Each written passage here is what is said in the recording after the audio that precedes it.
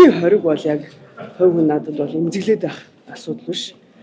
За манай одоо ах нарын хувьд магадгүй эмзэглэдэг зүйл баг. Юм үзээгүй төрийн мөнгөөр гадагш явахын донд туссан улсуудад бол энэ эмзэглээд байх зүйл баг. Тэр одоо гадаад улс орнуудад би 10-20 жил сураад ажиллаад за тэгээ их орондоо эргэж ирээд ажиллаа гэж зориод ирсэн надад бол яг тийм эмзэглэх зүйл бол огт биш. Энэ одоо та бүхэн хэрвээ одоо олон нийтэд болоод байгаа юм зүйл дээр анзаарвал хэлний хориг тавих хэмжээний юм асуудал бол огт биш. Би бол энэ улс төрийн хэлний зүйлтэй гэдгээ удаадараа байр сууриа илэрхийлсэн. За сая тойргоор явж байхад иргэд сонгогчид энийг юу нь бол маш сайн ойлгосон байна.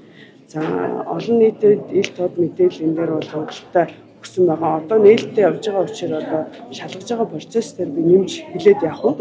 Гэхдээ би бүх одоо дуудсан цагт нь ч юм уу ямар нэгэн зайлсхийх гэсэн одоо оролдлого байхгүй яг л одоо асуусан юмыг асуугаад хариулаад бүх одоо буруугүй гэдгийг нотлох материал өгсөн.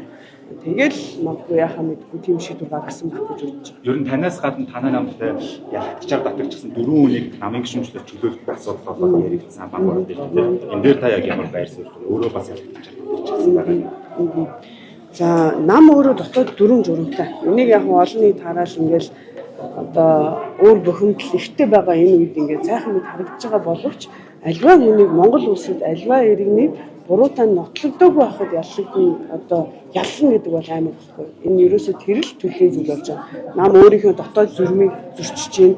Гэхдээ энэ бүх асуудлуудад зөвхөн одоо асуудал холбогдоод байгаа хүмүүс бидэрт бол нэг тийм хувь хүний үднээс битгий санаа зовж гэж хэлдэг.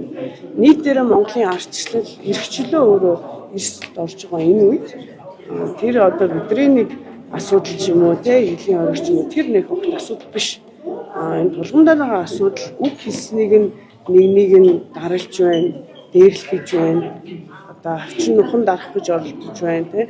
Энэ сэтгүүлчид та бүхэн маань бүгдөө юм хэвлэлийн эрхчлөөн дээр үндэслэж бидний арчлал бүхнийг надаар хэлүүлэх юм гэж байна. Тэгэхээр энэ зүйл бид нар нийтээрээ санаа зовх цаг болсон л гэж. Таны сая би тойргоор ажиллаж байхад хэлээд өөрийнхөө бодлыг хэлэхээс өмнө олон иргэд тийм болгоомжлыг сануулж илээ.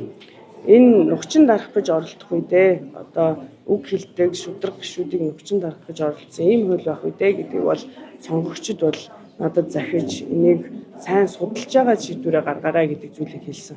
За өнөөдөр хаврын чуулганы нээлт учир одоо монголчууд бид аливаа зүйлийн ихэн дээр сайхан бэлэг өрөөл дүүрэн одоо сайн сайхнаар эхлэх ёстой учраас би энэ дээр нэг сөрөг юм ярмааргүй. Энэ одоо хилцүүлэг явагдаад бүгд байр сууриа илэрхийлээд судлах баг. Яг одоо нийгэм тулгамдаад байгаа асуудал энэ тэргүүний асуудал энэ үү гэвэл би бол санал нэгдэхгүй байна. Өмнөх 76-гийн эрц ёс зүй одоо энэ бүх зүйлийг та бүхэн сэтгүүлчид нэг татаад аваад харьцуулаад үзээрэй. Энэ 126 бол яавч одоо нийтлэг ёс зүй гэдэг ойлголтоор бол илүү болов арай ил тод нээлттэй юмыг хилдэг болохоор магадгүй арай илүү шудраг болохоор энэ нь зарим нөхдөд одоо таалагдахгүй ёс зүйгүй мэт харагдаад байгаа.